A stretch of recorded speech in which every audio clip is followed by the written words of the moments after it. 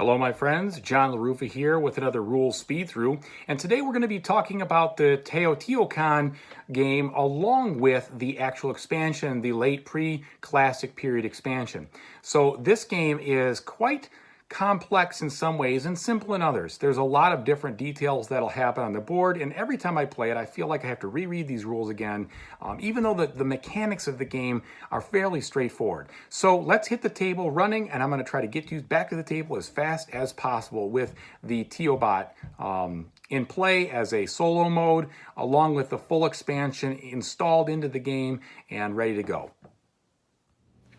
All right, let's begin with a general component overview. There's a lot on this game to go over. Each of these pieces has been set up according to the modular setup, and I fully integrated both the base game as well as the late pre-classic period of this game into the setup here. I'm also set up for the AI, meaning the solo mode with the Teobot. He's in play, and then set up also for the two-player game with the bot so that my red and yellow colors are on the board but won't be moving except for at the end of each phase when we get to the end of the eclipse phase. So on the board we've got the three different tracks over here that represent the worship tracks. The worship tracks correspond to the different colored worship spaces over here. And again, now we have this orange worship track, which corresponds to a new board through the expansion. We have the pyramid in the center. We have the track of the dead over here. We have the eclipse area where we have different bonuses that come through, plus the turn track for the eclipse. Then we have the different spots on the board. Each of these spots we'll go into in detail. We have the setup over here. This is my player area. This is the Teobot player area. We've got the little pyramid over here that controls his actions. We have the new market spot that holds both the pyramid tiles plus the decoration tiles, as well as some things that come into play once each eclipse round. These are special conditions that happen. And then finally we have some tracks over here that have to do with the different bonuses that you can have depending on what you're doing on this orange track as you cross over. And once you get to certain spots, you're allowed to do different things. And we'll talk about that in just a little bit. There's also special player powers over here that you start with. If you're playing with one, Teobot also gets his own player spot, and they've upgraded some of the components. Now, while there are a ton of different things that are happening in this game, there are really a couple of things that you do only on your turn that correspond how you're moving around the board, take actions, and we're going to talk about those really quickly. The first thing that you can do is you can decide to retrieve locked workers. If you decide to do this, you have to pay 3 cocoa, okay, which are represented by these little tiles right here. You pay the 3 cocoa, and then you unlock any worker that is locked. A locked worker is any worker that is in one of these little key spots throughout the board. So there's some here, here, over here, etc. A locked worker then will come out and slide out into the main area where they are. So they become, basically, they put back on the general action spaces. So if I had this worker over here, and let's say this worker here in these locked areas, and I decided I wanted to unlock them, I would pay 3, and I would then bring this over here and this over here to unlock them. This worker is not locked, so he stays and remains where he is. That is the first thing that you could do on your turn. It's kind of a move that you just do to kind of reset what you have going on for you. The other thing that you can do on your turn is that you can actually move one of your dice 1, 2, or 3 spots, and when you move them there to these spots, let's say I move this die right here, I would have a decision to make. First of all, do I want to collect cocoa? And if I collect cocoa, then I will get 1 cocoa for each die that's already there plus 1. So in this case, I would get 1 plus 1 is 2 cocoa, and that would be the end of my turn, and that's my supply. If there are more dice there, so if I went in this spot right here, I would get 1 plus the 2 that are already there, and that would give me 3. I should point out that it is important to understand it's the number of different colors that are there when you do this maneuver. So if I was right here and I went to this spot, there are 2 colors here. There would not be, it would be 1 plus the 2, 1, 2, not 1 plus the 3 dice. So in this case, if I was over here and I moved to this spot right here to collect cocoa, I would get 1 plus the 2 would be 3. Finally, on my turn, I could decide to move one of my dice to a spot to take the action. When I do that, I must pay 1 cocoa for each different color worker that's previously on the spot. So if I took this move right here, I'd have to pay 1 cocoa for this. If I took this move right here, I'd have to pay 2 cocoa for this, because it's 1 cocoa for each different color worker that's there. I would pay it, and then I would take the main action. And the main actions are different depending on where you're going, and we're going to explain those right now. So there are a couple of different types of main actions in this game. The first type is the one with these grids. These grids here are the same type of grid for this board here, this board here, this here, and those are the gridded tiles. And they work all the same. Basically, what you're going to do is you're going to place down, when you move 1, 2, or 3 spaces, you're going to place your die on the active area. You're going to look at however many dice that you have there, and then you're going to compare it to these trials, or to the grid here. The grid is going to allow you to choose an option depending on how many dice you place down and how many were already present. So for instance, if I had that present right there, and I place this dice right here, I would see that I have 2 dice, which means that qualifies for this column right here. And then I look at my lowest number to determine which other spot that is, and that is a 1. So I would be able to take this particular action right here. After I take the action, I'm allowed to upgrade or move up 1 dice depending on one die depending on which one I want to do. And in this case, I could decide to make the 2 a 3, or I could decide to make the 1 a 2. And then my turn would be over. And I'll explain each of these different tiles in a moment. Now again, some of these tiles are different based on the fact that I'm using the Teobot expansion, and so this is one of those particular ones that are different. This allows me to gain gold and also be able to put down decorations or unlock workers that are previously locked that are mine. And this spot over here lets me move up on one of the different worship tracks, whichever color I want. So to gain a decoration, I would go over here to the decoration area. I would pay 3 gold.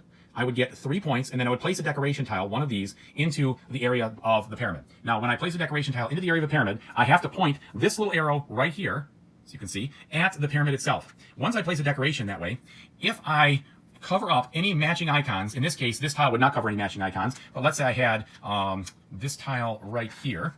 This would cover up 2 matching icons like this. If I do that, I get bonuses. The bonuses I get are as follows. I would get a free bonus on top to the green track, moving up my worshiper on the green track, and also I would get a free bonus with the red track, moving this up on the red track when I do that. Additionally, I will get 1 point for every matching icon. Sometimes they're not colored, like for instance, this icon right here. This one would only give me 1 point. It would not actually give me a bonus on any tracks. And again, this would only work if I advanced on a spot that matched that tile. The additional expansion can happen up levels as the pyramid goes up, but the pyramid must be complete in this area. So for instance, I could put a piece right there after this one was already full. So the first step has to come down, then a second piece could go there. If I was to put this piece over here, like so, I would not get any bonuses for the blue, but I would get a bonus point for covering up that gray piece right there in that match. Finally, I would come over here and I would refill. I would slide all these down and refill the top space. Again, you can only place, you always refill top to bottom, and you do that when you're playing with the Teobot. One thing I need to mention also is when you're decorating or building on the pyramid, when you do either action, you will always bump this one up on the building track for the pyramid. So whether I'm using this particular tile right here, I will finish by bumping that up, or when I use this particular tile over here, which I'll explain momentarily, whenever I do that, I will bump up once on the pyramid track. The next tile I'll cover is this one. This one allows you to get gold, points, cocoa, and also free bonuses, or not free bonuses, but upgrades on the different worship tracks, depending on which one you go to. In this tile, this is how you build the pyramid track. In order to build the pyramid track, you have to have the corresponding resources to pay. For the first level, you pay simply 2 of the stone to do that, and you get 1 point. For the second level, and that means that if I was going to build on top of like this space right here, I would pay the 2 stone right here plus 1 wood, and so on as we go up. Remember, if you pay and build the final one, you will end the game by finishing the pyramid up. The spots, depending on where you go, will tell you which spots you can build on. These things with the number 1, you can only build on the bottom level, plus you can only build 1 tile. If you have 2, you can build 2 at a time. If you had 3 dice here, you could do 3 at a time. Additionally, these things go up and allow you to build more. This allows you also to unlock locked workers and get other various bonuses depending on the strength of what you're doing, like more points or cocoa. And again, you can use, if you have these 4 or 5 dice, you can go ahead and build all the way up to the top level. One of the things I should mention when building the pyramid is that you will select one of these 3 tiles from the pyramid area. Let's say I take this one. I will go ahead and I will place it in any open spot. And the ones on the second level have to be built between these little crosshairs right here as you build up. And again, if you cover anything that matches, for instance, if I place this here, I would get 1 point for covering that, and that would be an additional bonus point. If I was able to place this like this, I would get 1 point, plus I would get a bonus because I have covered a matched symbol like this that's colored, and I would be able to move up on the worship track. Just like in the case of decoration, I would then move these over and I would take a new one and place it over here. That's a little bit of a change when you're playing with the Teobot. Also, after I build in the pyramid, I would then again upgrade, or not upgrade, but move up on the pyramid track and the building track right here. This track right here is your primary source of gaining wood. Pretty simple. You get wood or cocoa depending on the matrix and where you decide to play, and that is that tile. This tile right here just helps you to gain stone, and you'll gain stone and points depending on where you play in the matrix over here. This tile is a little bit different. When you take this tile, if you land in this area right here, you can pay 1 cocoa to get this particular icon, and then when you take these tiles, you put that into your supply. After you take this action, you will draw a new one, place it in that area, and that'll be available on future turns. Additionally, if you do decide that you want to move in this area, but also take the specific spot and lock the worker, you can go ahead and lock your worker down to get this specific bonus. You can do both of these things on the turn. You can both lock a worker and pay to get that. Or you can just place your worker out here in an unlocked spot and just get that specific tile. This tile right here allows you to contribute to building houses for the dead, or tombs, for instance. What you're going to do is you're going to pay 2 wood per tomb, and depending on the number of dice you have here, you will put one of these.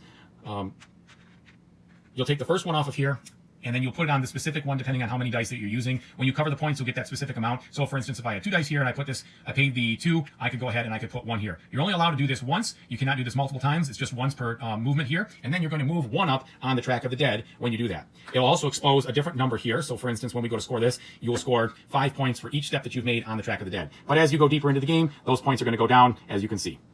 In this particular area, you are going to be getting permanent upgrades throughout the game. If you have a single die, you can go to this spot right here. If you have 2 dice and one of them is a 4 or a 5, 2 dice, or one of them is a 4 or 5, either or, you can then go ahead and place in this area right here. So these are only available if you do this. These are available if no matter what you put down. You will always upgrade your dice like usual, and then you will have to pay the specific amount of gold in the upper corner here to put one of your discs on one of these bonuses and get that bonus for the rest of the game. And the bonuses, you can find the explanation for all those inside the rule book. Additionally, if you place on a spot that someone someone else is placing that, or has already placed, that someone else will get a particular reward depending on what you're doing. So in this case, for the Teobot, he's going to get a reward of 3 points if he already had a specific one here. So for instance, if he had something in this spot and then I went ahead and placed over here and paid the gold, he would get 3 points for already being present there. If it's vice versa, if he places on one of mine, I will get 3 points. Let's talk about the specific worship tracks. Whenever you move up the worship track, you're going to go ahead and take whatever reward is on the space. If you move up onto one of these symbols right here, you will reveal, for instance, I would reveal all the tiles that are in this area. I would look at them myself, and then I would choose one of them, or I could decide to just take the printed reward. I would put the ones back on that I don't take. And so as I go up these tracks, I would gain more and more points. If you get to this spot right here, you then will gain access to this bonus at the end of the game. And then finally, if you move here, you would lock this from anyone else, gaining this final bonus. You still keep this, but then no one else can actually gain that final space over in that area. Again, the Teobot does not actually take whatever this is right here. They gain the bonuses printed on the board if they get to those spots. The orange worship track is slightly different. So when you move first on here, you get to upgrade one of your dice. Over here, it allows you to put one of your tiles onto one or two of these bonuses over here for this spot right there. Then this would allow you to move your one of your dice back 1 or 2 spaces. This is similar to the other spot. This allows you to unlock one of these areas right here. This moves back. This allows you to unlock one of these areas over here. And then finally, you can get a bonus and top up just like the other track. The orange one is available to move up when you go here. Plus, even though it's not printed on the board, any of these areas that allow a choice over here, anything like that will also include the orange in the expansion when you're playing with it. The track of the dead is very similar. As you build houses, you advance in this track. Once you get to these particular spaces, you either you in this case must take one of these tiles. If you don't want to receive the benefit or you can't pay for it, you just discard it. But there is no printed reward on these areas right here. You just must take the location. So let's talk what happens when the worker goes from a 5 to a 6. As soon as the worker is changed from a 5 to a 6, he ascends, basically he dies. And what happens in this case is you set the worker to a 1 and you will put them back in that location right there. Then you will choose one of these different bonuses, and these are 5 points, 2 moves on the worship track if you pay 3 cocoa, 1 move for free on the worship track, 5 cocoa, or 2 cocoa plus your additional worker. If you get this additional worker, you will put it at on this spot right here at the level 3, level 3 power as you go. Also, when you ascend, you are going to move this track, this marker 1 on the eclipse track, speeding up the game. Finally, you are also going to move 1 up on the track of the dead since you have put someone in the grave, and that will further advance your track in that regard. The same exact thing happens with the Teobot, except with him, he will always take the 5 points when he does this, and he will return his worker set to the level 3 power, set to the level 1 power, back to this. But he will always take the points over here, and all the other things will still happen. You'll still advance here. You'll still move on the eclipse track. Okay, let's talk about what happens when this eclipse marker reaches the black marker. In that case, we have an eclipse turn. That's going to be the end of the first round. This game is played in 3 rounds with 3 eclipses in between. The first thing that we're going to do during the eclipse round is we are going to reset this track, put it back over here, and then we are going to move this up 1 on that track. Then we are going to go through the following steps here. You must feed your workers. You must pay 1 cocoa for each 1, 2, or 3 level worker you have, and 2 cocos for every 4 or 5 worker that you have on the board. That does not count if the worker is over here. That counts for every single worker that is out on the board, whether it is in a locked position or not. Then you will score according to your position on the track of the dead over here, times the number of points over here. That is this little symbol right there. Then you will score points depending on whether you are in first place, second place, or third place on the pyramid track. So in this case, if this was the situation right here, and it was the first eclipse, the person who is in the lead would then get 4 points for being in the front of the eclipse track. Additionally, they would get 4 points for being in the front, but then they would get 4 points for each space that they have moved on the eclipse track. During the second eclipse, it is 3 spaces, and during the third eclipse, it is 2 per space. So in the last eclipse in the game, if this was the situation, the blue player here would get 6 times 2 would be 12 points, and the black player here would be 3 times 2, which would be 6 points. Finally, we would score based on the set collection mechanism of the masks, and that has to do with how many different types of masks that we have. We would score each different set according to the total number of masks that are different. So, for instance, if I had a set of 4 different types of masks, that would get 10 points, and if I had a set of 2, then that would be 3 points, and if I had another set of 1, that would just be 1 point. You'd add it all together, and you'd award those points as well. Then in a 2-player game playing with Teobot, the last thing you would do at the eclipse would be to draw 2 more of these tiles right here, and then you would move both the red and the yellow player's dice to these first 3 spots, and then you do that for one of them, then you draw 2 more and do that for the other one, so they would move in 2 different tiles, and that would move them around the board, kind of creating a new board situation over here. After the third eclipse on this board, when the white reaches the black space again for the 3rd time, so there's a reduction in rounds between each eclipse.